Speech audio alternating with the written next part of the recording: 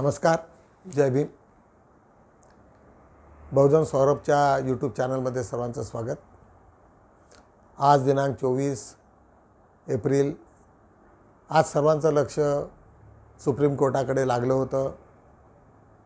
आता 4:10 झाली, परंतु अजूनपर्यंत सुप्रीम कोर्टाचं जजमेंट आलेलं नाही. त्यामुळे आमचंही लक्ष होतं की व्ही-व्ही-पॅडवरती काय डिसिजन होणार आहे. कारण अत्यंत जिव्हाळ्याचा प्रश्न आहे आणि सर्व लोकांचा महत्त्वाचा प्रश्न आहे. जरी महाराष्ट्रात या भागामध्ये लोक तेवढे सक्रिय नसले तरी उत्तर भारतामध्ये त्याची तीव्रता जास्त आहे. तुम्हा सर्व लोकांना माहिती असेल की छोट्या छोट्या मीटिंगमध्ये लाखो लोक तिथे येत असतात आणि लाखो लोक जागृत आहेत. त्याच्यामुळे आणि सर्वजणाला असं वाटते की आपल्या मताची चोरी तर होत नाही कुठे. त्यासाठी आज सर्व डिसिजन्स होणार होते.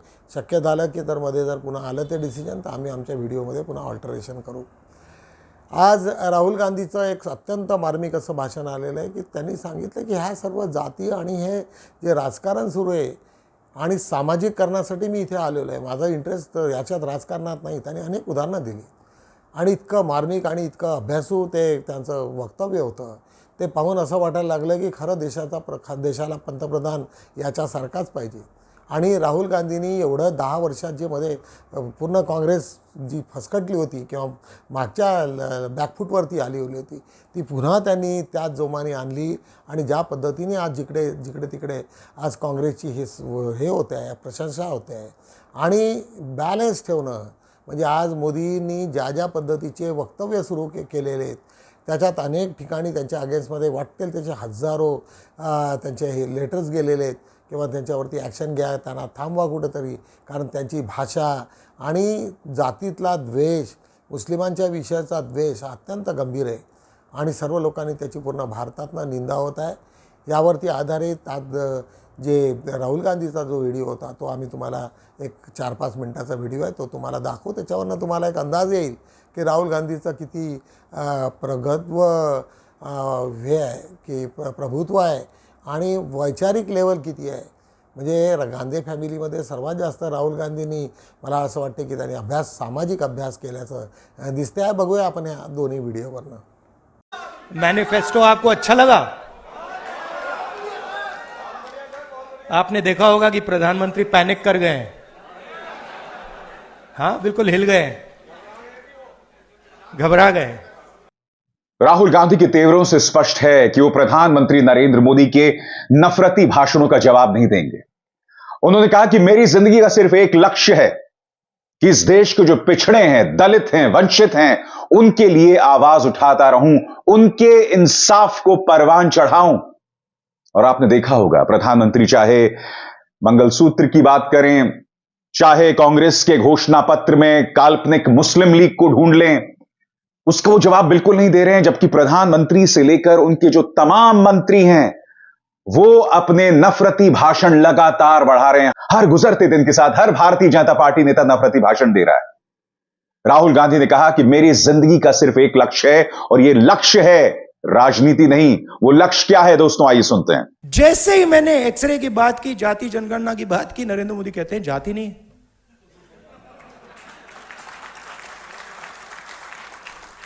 अरे जात नहीं है तो आप ओबीसी कैसे?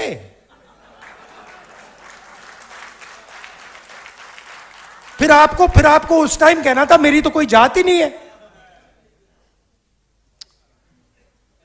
और फिर कहते हैं हिंदुस्तान में सिर्फ 2 जात हैं, अमीर और गरीब. ठीक है, अगर आप यह बात मानते हो कि हिंदुस्तान में सिर्फ 2 जात है, अमीर और गरीब, तो मैं आपसे कहता हूं कि गरीबों की लिस्ट निकालिए, उसमें आपको ओबीसी, दलित, आदिवासी मिल जाएंगे. और अमीरों की लिस्ट निकालिए, उसमें आपको एक दलित, एक आदिवासी, एक पिछड़ा नहीं मिलेगा. नहीं मिलेगा. यह मेरे लिए अब राजनीतिक मुद्दा नहीं है. यह आप बात समझ लीजिए. यह अब मेरा लाइफ का मिशन है.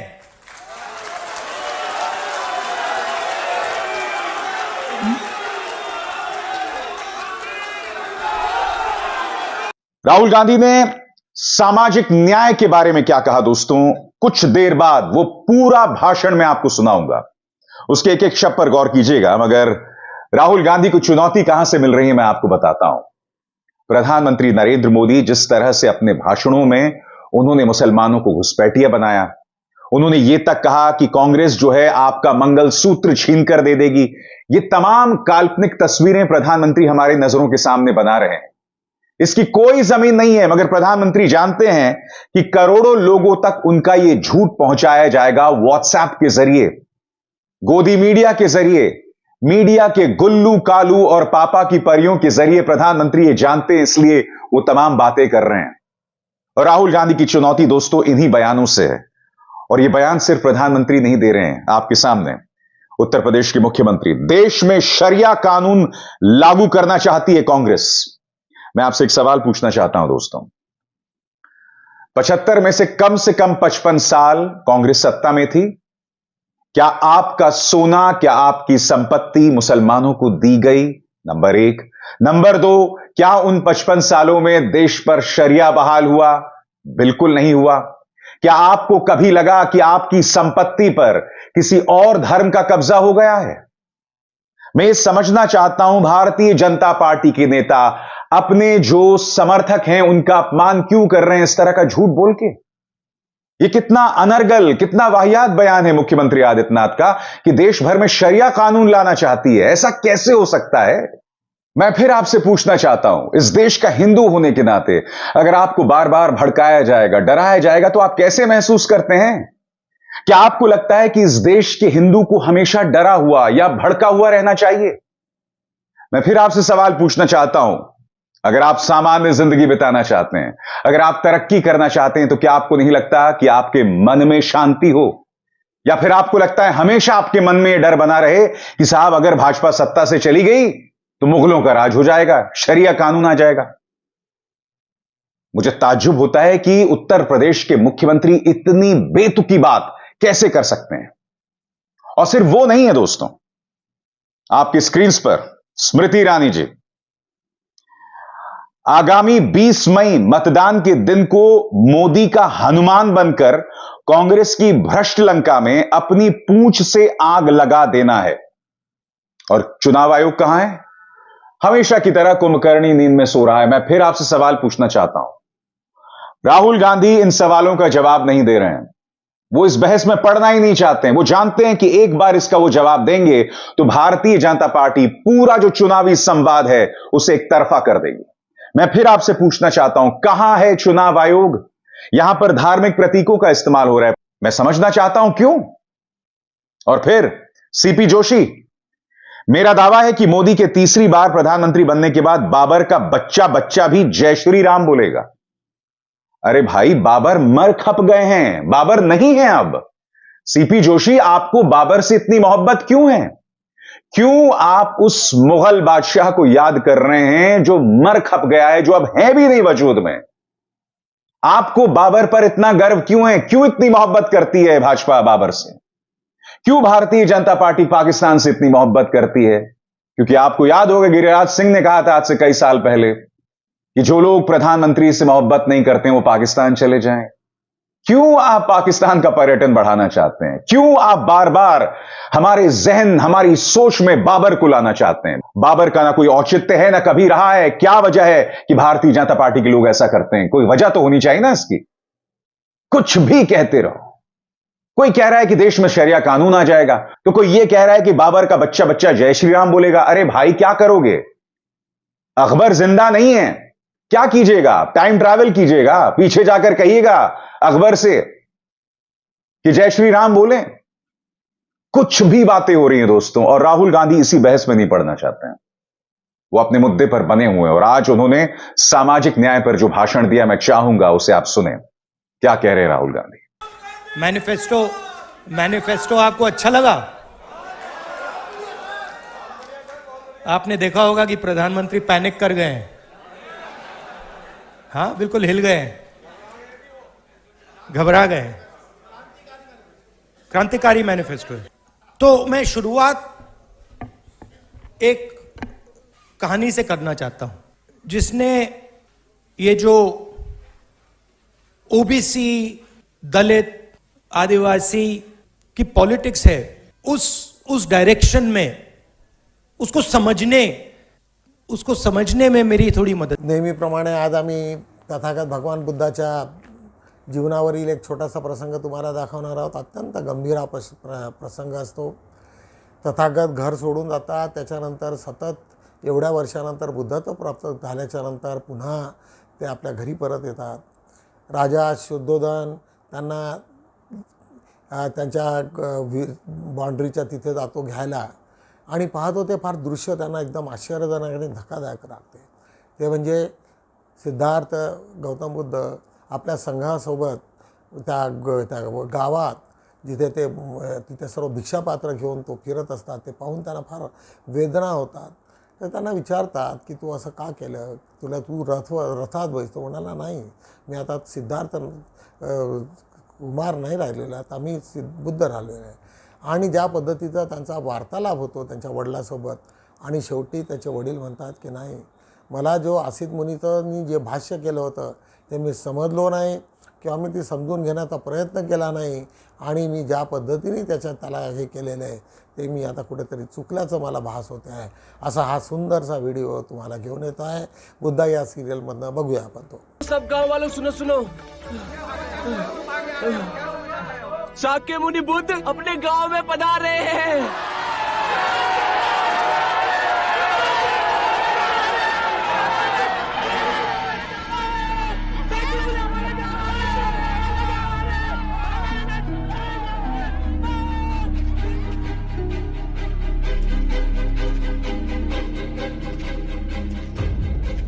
महाराज की जय हो. महाराज, युवराज सिद्धार्थ के चरण कपिल वस्तु में पड़ चुके हैं और उनके साथ उनके भिक्षु भी हैं. शाक्य मुनि बुद्ध की, शाक्य मुनि बुद्ध की, शाक्य मुनि बुद्ध की, शाक्य मुनि बुद्ध की, शाक्य मुनि बुद्ध की, शाक्य मुनि बुद्ध की, शाक्य मुनि बुद्ध की, शाक्य मुनि बुद्ध की. शीघ्र चलो चन्ना, चलो. शाक्य मुनि बुद्ध की, शाक्य मुनि बुद्ध की, शाक्य मुनि बुद्ध की, शाक्य मुनि बुद्ध की, शाक्य मुनि बुद्ध की, शाक्य मुनि बुद्ध की, शाक्य मुनि बुद्ध की, शाक्य मुनि बुद्ध की.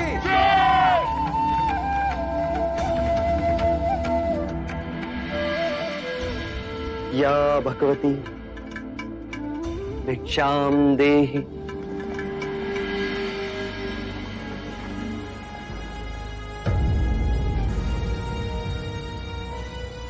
चन्ना, सिद्धार्थ कहाँ है? वो कहीं दिखाई नहीं दे रहा. वो रहे गेरू वस्त्र में भी, जो सबसे भिन्न दिखाई दे रहे.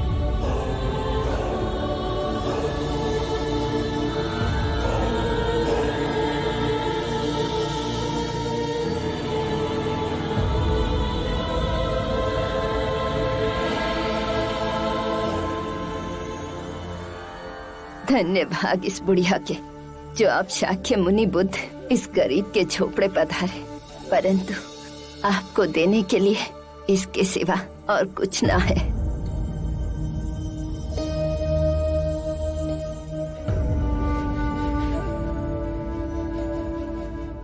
मेरे भोजन के लिए इतना पर्याप्त है मां.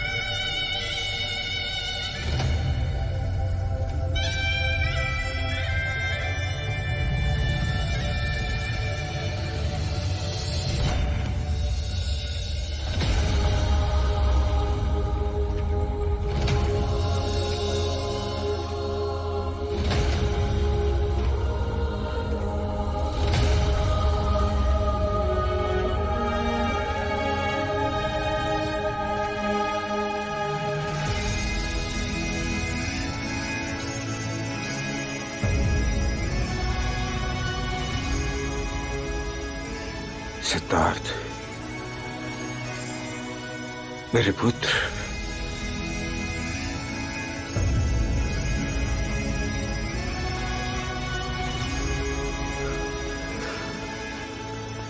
कैसे हो मेरे पुत्र? प्रणाम पिताश्री। राजमहल की ओर प्रस्थान करें? हाँ हाँ हाँ, चलना शीघ्र। चलो पुत्र। मैं रथ में नहीं बैठूंगा, मैं अपने भिक्षुओं के साथ पैदल ही आऊंगा।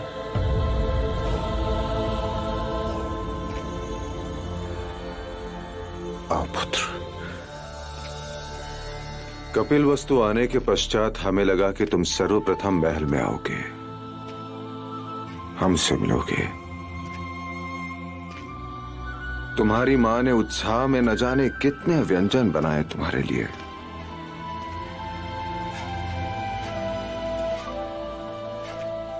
परंतु जो हमने देखा उसकी कल्पना नहीं थी कि कपिलवस्तु का युवराज एक दरिद्री के झोपड़े में भिक्षा मांगते हुए हमें दिखाई दे। पिताजी, अब मैं युवराज नहीं, भिक्षु, और अब मैं अकेला भी नहीं। मेरे साथ मेरे भिक्षुओं का समुदाय भी आया है और मुझे भी हर भिक्षु की तरह अपने लिए भिक्षा मांगनी पड़ती है। परंतु शाक्य कुल की ये रीत नहीं। शाक्य कुल की रीत ना हो, पर यह भिक्षुओं की रीत सदैव ही रही है। भिक्षा मांगना एक आध्यात्मिक अभ्यास है जो हमारे समुदाय को नम्रता और संभाव देता है। भिक्षु धनी और निर्धन के पक्षपात से ऊपर है। मेरे मार्ग में सभी समान है, चाहे वो दीन हो या धनी, क्योंकि उन सभी में परम सत्य का द्वार खोलने का सामर्थ्य है, जिससे उनका ज्ञानोदय हो, उन्हें मुक्ति मिले। भिक्षा मांगने से हमारी गरिमा नहीं घटती, अपितु जो भिक्षा देता है उसका सामर्थ्य और मनोबल बढ़ता है। ये उसके लिए एक स्मरण साधन मात्र है कि केवल मुझ में नहीं, अपितु हर मनुष्य में वो गरिमा विद्यमान है। परंतु लोग तो उसे भिक्षा ही मानते हैं पुत्र। दोनों में बड़ा अंतर है। जो भीख मांगते हैं वो कार्य से जी चुराते हैं। अर्थात तुम भिक्षु लोग समग्र शक्ति इकट्ठा कर जन जन के लिए मोक्ष का मार्ग खोल रहे हो। जी पिताजी, भिक्षा मांगने से अहंकार का जो भाव हमारे अंतर में गांठ बांधे बैठा है वो टूट जाता है। भिक्षा देना भी उनके लिए उनके बुरे कृत्यों को समाप्त करने का एक मार्ग है। भले इसने तेरे क्षत्रिय कुल में जन्म लिया हो, पर रूप सन्यासी का लेकर आया है। बालक के शरीर पर महापुरुष गौतम की तरह 32 लक्षण है। पिताश्री, मैं इस क्षण आपके समक्ष खड़ा हूं। आप बीती बातों में कहां खो गए? असित मुनि के भविष्यवाणी का स्मरण हो गया। काल चक्र को भेद असित मुनि ने जो भविष्यवाणी देखी वो देखने में मैं असमर्थ था, या मैं जानबूझ के देखना नहीं चाहता था। परंतु यह अद्भुत घटना होकर ही रही। तुम सिद्धार्थ से बुद्ध बन गए। दैनिक बहुजन सौरभचा रेग्युलर आम्ही आढावा घेत असतो, याच्यासाठी घेत असतो की PDF सोबत त्याला दोन्ही वाचलं। काही लोकांना जर PDF वाचण्यामध्ये कंटाळा येत असेल आणि काही त्रास होत असेल तर हा व्हिडिओही तुम्हाला एक साथ देऊ शकेल आणि जे काय महत्त्वाच्या बातम्या असतील त्या तुम्ही पुन्हा त्याच्यातनं तुम्ही घेऊ शकता, वाचू शकता. या अर्थानं आम्ही PDF आणि यूट्यूब ह्या दोन्ही आम्ही त्याच्यामध्ये टाकत असतो. आज महत्त्वाच्या बातम्या म्हणजे मणिपूरमध्ये मानवी हक्काचे उल्लंघन. तुम्हा सर्व लोकांना माहिती असेल की युनायटेड नेशनचे आपण मेंबर आहोत आणि ज्यावेळेस मला तुम्हाला स्पेशली सांगावं लागेल, मी LLMचा विद्यार्थी असताना की युनायटेड नेशनची ज्यावेळेस कॉन्स्टिट्यूशन लिहिल्या जात होती त्याच वेळेस भारताचा संविधानही लिहिल्या जात होतं. अनेक लोकांनी त्याच्याबद्दल सांगितलं नसेल, परंतु भारतीय संविधानाची जी प्रस्तावना आणि युनायटेड नेशनची प्रस्तावना ह्या दोघांना असं वाटते की ती टू कॉपी आहे की काय. आता याच्यावरती काही लोकांनी अभ्यास करायला पाहिजे होते की त्या दोघांमध्ये एवढं साम्य कसं. तर तो अत्यंत महत्त्वाचा होता. आणि ते काय करतात की अशा जे ज्या कुठे मानवाधिकारावरती जे काही उल्लंघन झालेले असतील त्याचा ते अभ्यास करणारी एक मोठी टीम आहे आणि त्या टीमनी जो रिपोर्ट असतो तो सर्वांना पूर्ण एशियन कंट्री, पूर्ण भारतात ज्या ज्या डेमोक्रॅटिक स्टेट्स आहेत, जे त्याचे युनायटेड नेशनचे मेंबर आहेत, आज जवळपास 130 देश मेंबर आहेत, त्या सर्व लोकांना ते सांगतात. त्यात प्रामुख्यानं चायना, पाकिस्तान आणि भारत या तिन्ही देशामध्ये ज्याचं मानवाधिकारांचं उल्लंघन झालं तेही महत्त्वाचं म्हणजे मणिपूरमध्ये जे झालं ते त्यांनी फार मोठ्या याच्याने मांडलेलं आहे. आज पुन्हा त्याच्या शेजारी अरविंद केजरीवालांना तुरुंगातून पहिल्यांदाच दिले इन्सुलिन. म्हणजे आतापर्यंत अरविंद केजरीवालांना इन्सुलिन देत नव्हते, परंतु आता मात्र त्यांना इन्सुलिन देण्याचं केलेलं आहे. किती निष्काळजी झाली तेवढ्या ह्याच्यात त्यांच्या याच्यामध्ये बराचसा हेल्थमध्ये हे झाला असेल. कारण ज्या लोकांना इन्सुलिन आहे आणि जर त्यांनी इन्सुलिन बरोबर घेतलं नसेल तर त्याच्या किडनीवरती फार मोठ्या प्रमाणामध्ये हे होते, डॅमेज होते आणि ते जर झालं तर त्यांचा लाईफमध्ये मोठ्या प्रमाणामध्ये नुकसान होण्याची शक्यता आहे. एक अमरावतीची बातमी आहे, पोलिसच भाजपचे कार्यकर्ते आता आम्ही विष प्यावे का. बच्चू कडूची बातमी. ज्या पद्धतीने तिथे अमरावतीमध्ये जे प्रकरण झालेलं आहे त्याच्यावरती बच्चू कडूची ही फार मोठी प्रतिक्रिया अत्यंत संवेदनशील आहे. त्याच्याच बाजूला निवडणूक आयोगाचे गडकरीवर कारवाईचे आदेश. एक तुम्हाला माहिती असेल की त्यांच्या प्रचाराच्या दौऱ्यात एक मोठ्या शाळेचा एक मोठे लहान विद्यार्थी त्याच्यामध्ये सामील झाले होते आणि त्याची तक्रार झाली होती. त्यावरती गडकरींना निवडणूक आयोगाची एक नोटीस आलेली आहे आणि त्याच्यावरती त्यांचं एक्सप्लेनेशन घेण्यात आलेलं आहे. मलेशियामध्ये 2 तस्करी हेलिकॉप्टरची हवेत धडकले. मलेशियामध्ये 2 हेलिकॉप्टर्स होते, आपसामध्ये भिडले. प्रधानमंत्र्याच्या वक्तव्यावर निषेधाचे सूर. तुम्हाला लोकांना माहिती आहे की आज जवळपास 17,000 तक्रारी त्यांच्या विरोधात आहेत, परंतु इलेक्शन कमिशन मात्र गप्प बसलेलं आहे. त्याच्यावरती सर्व लोकांनी आश्चर्य व्यक्त केलेलं आहे की हे कसलं काय इलेक्शन कमिशन आहे. भाजपचे 2 आमदारावर प्रक्षोभक प्रकरणी गुन्हे दाखल. एक मुंबईची बातमी आहे. जे भाजपचे 2 महत्त्वाचे मुख्य माणूस म्हणजे गीता जैन आणि निरीश राणे हे दोघेही भाजपचे मोठे कार्यकर्ते आहेत आणि ज्या पद्धतीने त्यांनी लोकांना चिथावण्याचं काम केलं त्यांच्यावरती गुन्हे दाखल करण्यात आलेला आहे. जाहिरातीच्या आकारा एवढा माफीनामा छापला का असा प्रश्न सुप्रीम कोर्टाने पतंजलीचे जे संस्थापक आहेत आणि त्याच्यावरती दोघांनाही फार ताशेरे उडवलेले आहेत. रामदेव बाबा तिथे होते. रामदेव बाबाला विचारलं की हा काय प्रकार आहे, एवढूशा जाहिरातीला तुम्ही इनलार्ज करून जर आमच्याकडे आणलं तर तुम्ही ती जाहिराती होत्या त्याच्या सर्वच्या सर्व आकार माझ्याकडे घेऊन या आणि ते दाखवा. फार मोठी फटकार लावली आणि अशा पद्धतीचं त्यांना सांगितलेलं आहे. मला असं वाटते की आता पुन्हा 22 तारीख होती, अजून काहीतरी 4-5 दिवसाची त्यांना वेळ पुन्हा मिळालेली आहे.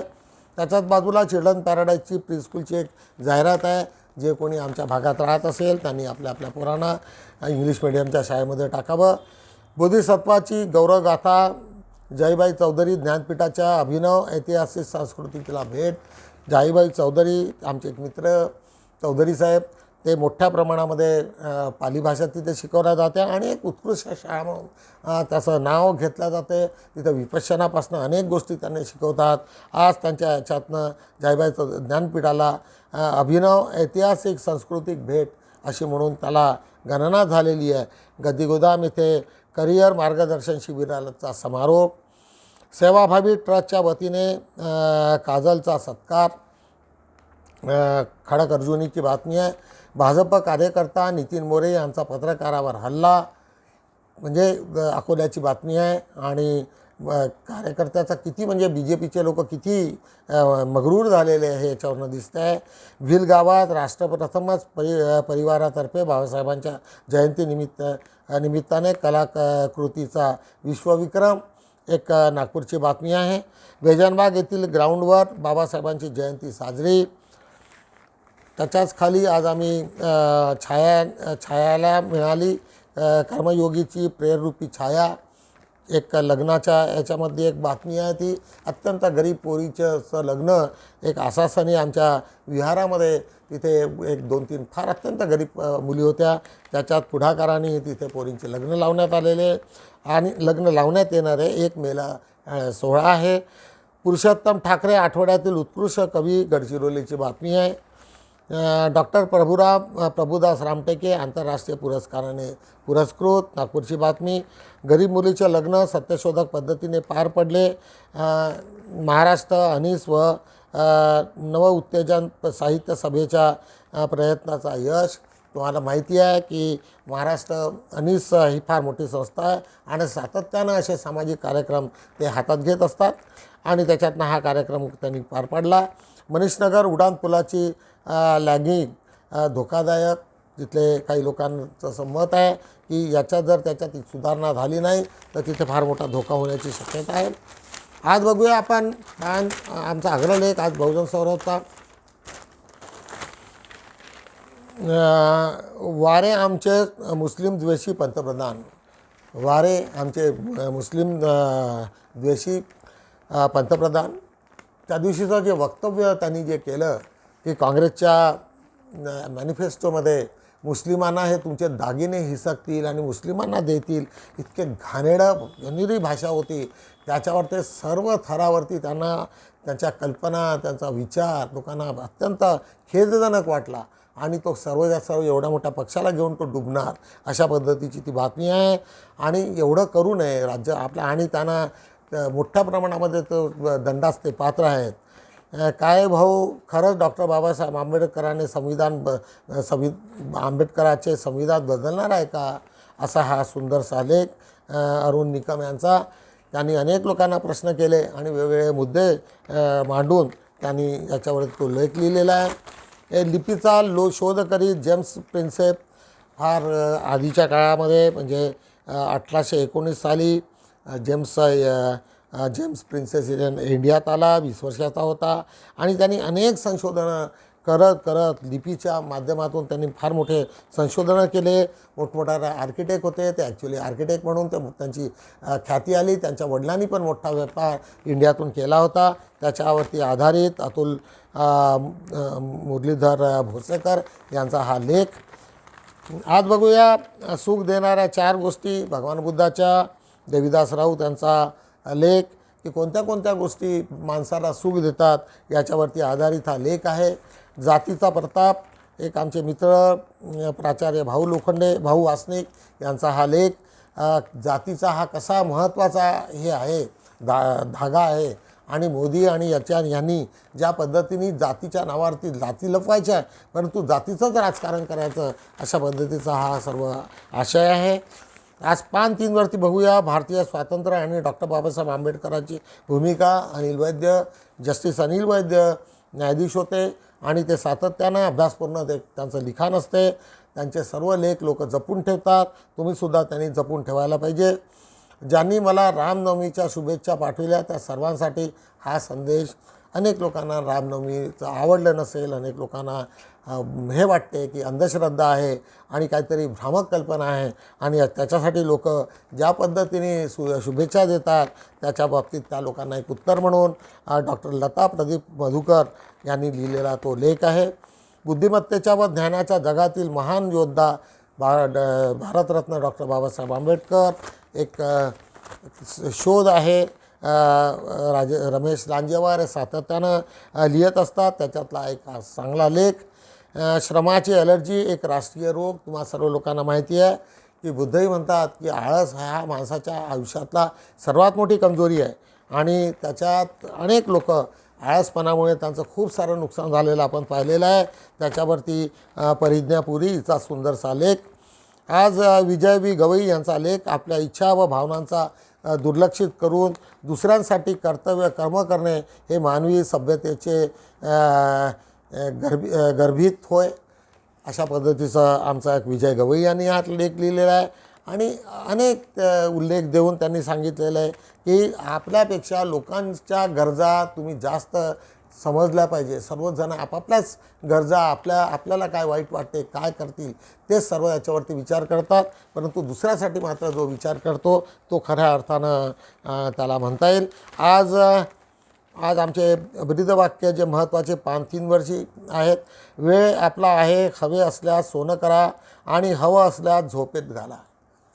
अनेक लोक झोपेत डोळे बंद करून वर्षानुवर्ष राहतात, काय नाही, काय करत नाही, खाणं आणि झोपणं, आणि त्यांचं आयुष्य तसंच झालेलं असतं. पण काही लोक डॉक्टर बाबासाहेब आंबेडकरांसारखे लोक त्यांनी आपल्या वेळेचं सोनं केलं, लोकांना जागृत केलं. आज बघूया पान 2 वरती आजचं टायटल आहे, जीवनात कधी कुणाला कमी समजू नका, कारण पूर्ण जगाला बुडविण्याची ताकद देण्याचा समुद्र तेलाचा एक थेंब बुडवू शकत नाही. म्हणजे जीवनात कधी कोणाला कमी समजू नका, कारण पूर्ण जगाला बुडवण्याची ताकद देणारा समुद्र तेलाचा एक थेंब बुडवू शकत नाही. जरी कोणी तेल किती सांडलं किंवा काय झालं तर समुद्र मात्र काही डुबत नसतो, अशा पद्धतीचा आलेख आहे. अशा रीतीने आम्ही दैनिक बहुजन सौरभचा अंक आज पूर्ण केलेला आहे. तुम्हा सर्व लोकांना विनंती आहे की हा आमचा यूट्यूब जर आवडला असेल, लोकांना लाईक करा, सर्क्युलेट करा, सबस्क्राईब करा. एवढं बोलतो आणि थांबतो.